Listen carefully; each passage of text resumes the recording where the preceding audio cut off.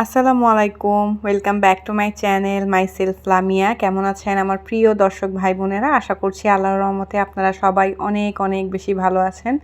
আলহামদুলিল্লাহ আমিও ভালো আছি। তো আজকে বিকালবেলা থেকে ব্লগটা শুরু করলাম। সকাল থেকে অনেক কাজ করছি, বিশেষ করে ঘরটর গুছাইছি। আর হচ্ছে আমার ছেলে ঘর অনেক নোংরা করে, এই জন্য প্রত্যেকদিন ঘর না গুছালে ঘরের অবস্থা একদম হযবরল হয়ে থাকে। তো এই জন্য হচ্ছে একবারে কাজকর্ম শেষ করে তারপর হচ্ছে ক্যামেরাটা আপনাদের জন্য অন করলাম। আর এখানে যে আমার গ্লাসটা আমি মুছে নিচ্ছি। তো গ্লাস আনার পর থেকে এখন মাথা ব্যথাটা অনেকটাই আয়ত্তে চলে আসছে। ১ মাস হবে না, ২০ দিনের মতো হবে ইউজ করতেছি, কিন্তু আলহামদুলিল্লাহ অনেকটাই ব্যথা এখন কন্ট্রোলে। এখন অত একটা ঘন ঘন ব্যথা উঠে না। তো রেগুলার ইউজ করার চেষ্টা করতেছি, কারণ আমি তো আগে গ্লাস পরা হয়নি তেমনভাবে। তো একটু অনেক সময় ইরিটেট লাগে, মাঝে মধ্যে মনে হয় যে ভারী ভারী কিছু ফেসের মধ্যে আছে, কিন্তু এখন আস্তে আস্তে অভ্যাস করতেছি। তো এইখানে হচ্ছে বিকালবেলা বসে আছি জানালায় পাশে। তো এইখানে এই যে আমি আপনাদেরকে দেখাইতেছি একটা নতুন করে হচ্ছে পুরি, সিঙ্গারা, তারপর আলুর চপ, বেগুনি, হ্যাঁ, তারপর বুট, ছোলা বুট, হ্যাঁ, এগুলার হচ্ছে দোকান দিছে। তো আমি হচ্ছে এখান থেকে এনে খেয়েছিলাম গতকালকে। তো খাবারটা অনেক মজার ছিল। আর হচ্ছে আগে তো বাজার থেকে আনতে হতো, মানে আমাদের আশেপাশে বিক্রি করতো না, তো বাজার থেকে গিয়ে মানে ছোলা বুট এগুলো আনতে হতো। তো এখন বাড়ির পাশে হওয়াতে একটু সুবিধা হয়েছে, যখন খুশি তখন হচ্ছে নেমে কিনতে পারবো। আর এখানে দেখেন এই যে বিল্ডিংটা আপনাদেরকে দেখাচ্ছি, এই বিল্ডিংটা আমি, হ্যাঁ, ১.৫ মাস আগে হবে জিজ্ঞেস করতে গেছিলাম যে ভাড়া হবে কি না, তখন মাত্র তুলতেছে। তো আমি আবার গতকালকে গেছি যে ভাড়া কেমন কি কত, বলতেছে যে ভাড়া হয়ে গেছে। তাহলে চিন্তা করেন কত তাড়াতাড়ি, মানে বিল্ডিং বানাতেও দেরি নাই আর ভাড়া হতেও দেরি নাই।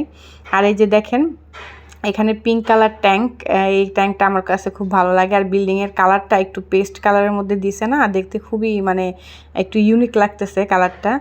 তো বিল্ডিং এখনও পুরোপুরি মানে কাজ শেষ হয়নি, ভিতরে এখন অনেক কাজ বাকি আছে, কিন্তু সব ফ্লোর ভাড়া হয়ে গেছে। এরকমই আসলে ঢাকা শহরে, গ্রামগঞ্জে সব জায়গায় এখন বিল্ডিং হইতে দেরি নাই। মানে এখন হচ্ছে কি, মানুষ একটু খাবে কষ্ট করে, কিন্তু সবাই কিন্তু চায় একটু ভালো একটা জায়গায় থাকতে। তো এই জন্যই বিল্ডিংগুলো হতে দেরি হয় না, আর হচ্ছে ভাড়া হতেও বেশি একটা সময় লাগে না। তো আমি বিকালবেলা প্রায় এরকম জানালার পাশে বসে থাকি, একটু সময় কাটাই, ভালো লাগে।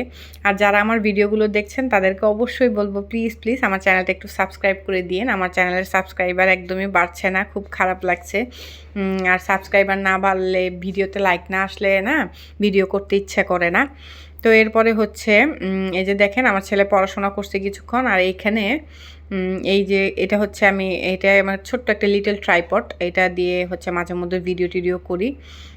আর হচ্ছে যে যখন আর কি রান্নার ভিডিও করি তখন এটা দিয়ে হয় না, তখন বড় একটা ট্রাইপড আছে, ওইটা দিয়ে করি। আর এই যে বাবুর পড়ার টেবিলটা সাদা হওয়াতে ও সব সময় এখানে দাগাদাগি করে। ওকে অনেকবার বলা হয় যে এখানে দাগাদাগি করো না, তারপরও দুষ্টামি করে দাগাদাগি করে। আর সাদা জিনিস না, একটু দাগাদাগি করলে দেখতে মনে হয় যেন কত ময়লা, কিন্তু এটা কিন্তু মোটামুটি প্রত্যেক দিনই হচ্ছে পরিষ্কার করা হয়, তারপরও ওই যে দাগাদাগির কারণে ময়লা ময়লা মনে হয়। তো এটা সাবান পানি ছাড়া আর উঠে না। এরপরে হচ্ছে এই ঘরে আসলাম। আমি যে গাছ লাগিয়েছি আমার একদম মনে থাকে না, এরকম আরও কয়েকবার হয়েছে আমি গাছ লাগাই ভুলে গেছি। ৩-৪ দিন পরে আমার মনে আসছে যে আমি তো গাছ লাগাইছি, গাছে তো পানি দিতে হবে। তো এরকম করে দেখি কয়েকবার ফুলের গাছ মরে গেছে। তো এখন আসছি এই রুমে, ওই বারান্দায় আর কি রাখছি গাছগুলো, তো পানি দিব। আর এখানে আমার ছেলের কাছ থেকে মুড়ি চাচ্ছিলাম, আমাকে একটা মুড়ি দাও, ও একটাই দিছে। তো যাই হোক, দুষ্টামি করতেছিলাম ওর সাথে। তো এইখানে তারপরে আমি বারান্দায় এসে পানি দিব, এরকম সময় দেখি অটোমেটিকভাবে আমার গাছের পানি আসতেছে অটোমেটিকভাবে। এই যে দেখেন টবে পানি পড়তেছে। উপরে আমরা যে ফ্লোরটাতে থাকি ওই ফ্লোরে উপরে আর কি কাজ চলতেছে, বাড়িটা এখনও পুরো কমপ্লিট হয়নি। তো কোনো কারণে হয়তো বা পানি ছাড়ছে ওনারা, একদম বারান্দা থেকে পানি বেয়ে পড়তেছে। আমি বললাম যে যাক, আমার আর গাছে পানি দিতে হলো না। খুব সুন্দর করে যে দেখেন টবের মধ্যে পানি ছিটা এসে পড়তেছে।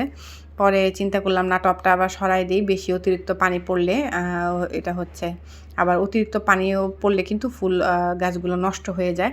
তো এখন সরাই দিব। আর এরপরে হচ্ছে আসরের নামাজটা পড়ব। আজান দিয়ে দিছে অলরেডি। আর আজকে জোহরের নামাজটা না গ্যাপ হয়ে গেছে, কেমন জানি এক ওয়াক্ত নামাজ না পড়লে মনে একটা অশান্তি লাগে আসলে।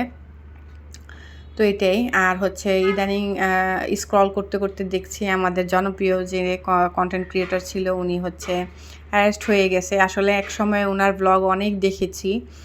ভালো লাগতো, কিন্তু পার্সোনালি উনাকে খুব ভালো লাগতো, উনার ব্যক্তিত্ব বা অনেক হাসিখুশি মেজাজের। কিন্তু উনার ভিতরে যে এত কিছু, এটা কখনো চিন্তা করতে পারিনি। গণঅভ্যুত্থানের পর থেকে কেমন যেন আর উনাকে তেমন একটা ভালো লাগে না, বা উনার ব্লগও ফলো করি না। তো একটা মানুষের উপরের অংশ দেখে কিন্তু ভিতরে জাজ করা যায় না যে ভিতরটা কেমন। অনেক সময় কিছু মানুষকে দেখা যায় উপরে অনেক হাসি খুশি, কিন্তু ভিতরে একরকম থাকে। আবার অনেক সময় দেখা যায় উপরে হয়তো একটু মেজাজ গরম, কিন্তু ওই মানুষটা ভিতর থেকে ভালো। তো এরকম আর কি। আসলে বোঝা যায় না কার ভিতরে কখনো কী আছে। আর আমি যেটা মনে করি যে সবসময় আল্লাহর ভয়টা হৃদয়ে রাখা উচিত। তাহলে যেটা হয়, আমরা পাপ কাজ থেকে অন্ততপক্ষে নিজেকে বিরত রাখতে পারি। হ্যাঁ? কারণ আল্লাহ কিন্তু ছাড় দেয়, ছেড়ে দেয় না। এই কথাটা সবসময় মনে রাখতে হবে। আর রিভেঞ্জ বাই নেচার বলে একটা কথা আছে না? তুমি আজকে যা করতেছো ঠিক তার ১০ বছর পরে হোক, ২০ বছর পরে হোক, হ্যাঁ? এই জিনিসটা তোমার কাছে আবার রিটার্ন হবে। তো এইসব চিন্তা করে যেকোনো কাজ করা উচিত। আর হচ্ছে, আমি আজকে একটা মানুষের সাথে অত্যাচার করতেছি, এই অত্যাচারটা হয়তোবা ৫ বছর পর, ১০ বছর পর আবার রিটার্ন হয়ে আমার সাথেও হবে। আমি আজকে একটা মানুষকে অপমান করতেছি, ২ দিন পরে এই জিনিসটা আমার সাথেও হবে। তো এই জিনিসটা যদি আমার ভিতরে আ সেট করে রাখি যে না, কোনো আ পাপ কাজ বা অন্যায় কিছু করব না, বা আল্লাহর ভয়টা যদি মনে রাখি, তাহলে কিন্তু আমাদের দ্বারা আর এগুলা হয় না। তো যাই হোক, দেখে খারাপ লাগতেছে, আবার মনে, মনে চিন্তা করতেছি যে না, আল্লাহ যা করে হয়তোবা ভালোর জন্যই করে। আল্লাহই হচ্ছে শ্রেষ্ঠ পরিকল্পনাকারী।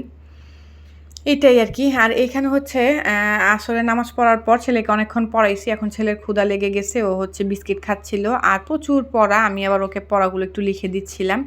এখন মাগরিবের আজান দিয়ে দিবে। তারপর মাগরিবের নামাজটা পড়ে আমি আবার একটু নিচে গিয়েছিলাম।